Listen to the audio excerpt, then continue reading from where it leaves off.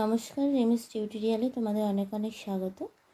আজকে যেটা আমরা পড়ব, কেউ বা কঠিন, কেউ বা তরল, কেউ বা গ্যাস, তাই তো?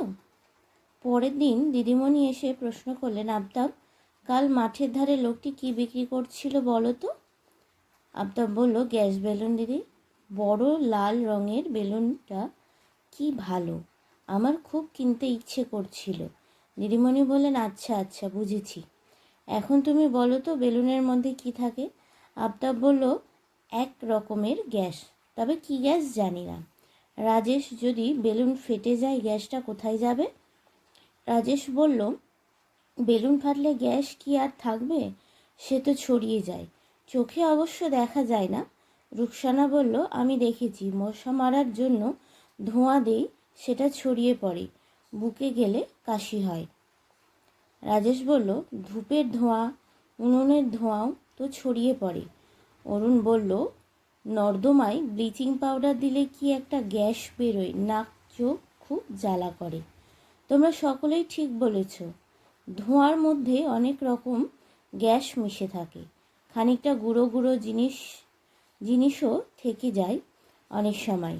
আমাদের সবচেয়ে চেনা জিনিস কি বলো তো, যা ছাড়া আমরা বাঁচব না? তাকে আমরা দেখতে পাই না, কিন্তু সে যখন এসে গাছের পাতা দুলিয়ে দেই তখন বুঝি সে এসেছে। সিধু বলল, হাওয়া। ঠিক বলেছ, হাওয়ায় অনেক রকম গ্যাস মিশে থাকে। তাহলে তোমরা জানো যে গ্যাসকে খোলা জায়গায় ধরে রাখা যায় না, তাই তো? তারা ছড়িয়ে পড়ে। আচ্ছা সিধু, তোমার বোতলের জলটা যদি একটা মগে ঢেলে দিই।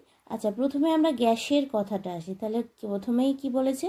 কেউ বা কঠিন, কেউ বা তরল, কেউ বা গ্যাস। অর্থাৎ এই যে গ্যাস, গ্যাস কি আমরা, অর্থাৎ বাতাস কি আমরা চোখে দেখতে পাই?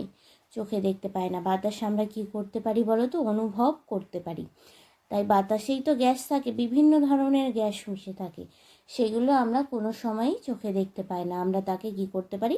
অনুভব করতে পারি। আর বাতাস ধরে রাখাও যায় না, অর্থাৎ গ্যাস ধরে রাখা যায় না, গ্যাস সবসময় বাইরে ছড়িয়ে থাকে। এবার পরের পাতা এসো।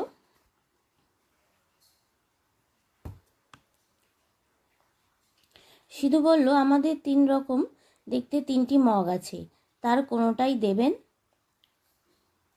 দিদিমণি বললেন, সেটার কথা হচ্ছে না, বলছি কোনো একটা মগে যদি ঢেলে দিই তাহলে কি জলটা বোতলের মতো দেখাবে? সিধু বলল, তা হয় না কি? বোতলের জল বোতলের মতো, মগের জল মগের মতো।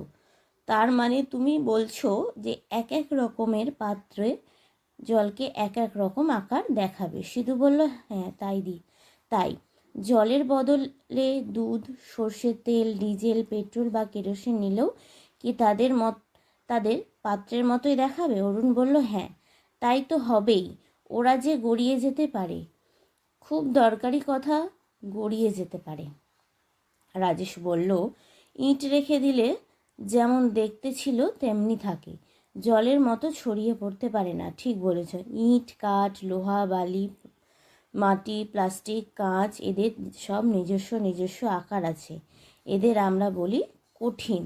তাহলে বোঝা গেল যে কঠিন, তরল, গ্যাস, এদের মধ্যে কঠিনের নিজস্ব আকার আছে, তরল বা গ্যাসের নিজস্ব আকার নেই। তাহলে তোমরা বুঝতে পারলে যে কঠিন পদার্থের নিজস্ব আকার আছে, যেমন দেখো রুলটার নিজস্ব আকার আছে, কিন্তু গ্যাসীয় পদার্থের কোনো আকার নেই, তরল পদার্থের কোনো আকার নেই। জলকে তুমি যদি গ্লাসে রাখো গ্লাসের আকার ধারণ করবে, বোতলে রাখলে বোতলের আকার ধারণ করবে, বালতিতে রাখলে বালতির আকার ধারণ করবে। জল তুমি যদি মেঝেতে ফেলে দাও জল দেখবে গড়িয়ে চলে যাবে। ঠিক তেমনই গ্যাস, গ্যাস তো আমরা চোখে দেখতে পাই না, গ্যাস বাতাসের মধ্যে ছড়িয়ে থাকে, গ্যাসেরও কোনো আকার নেই, শুধুমাত্র কঠিন পদার্থের আকার আছে।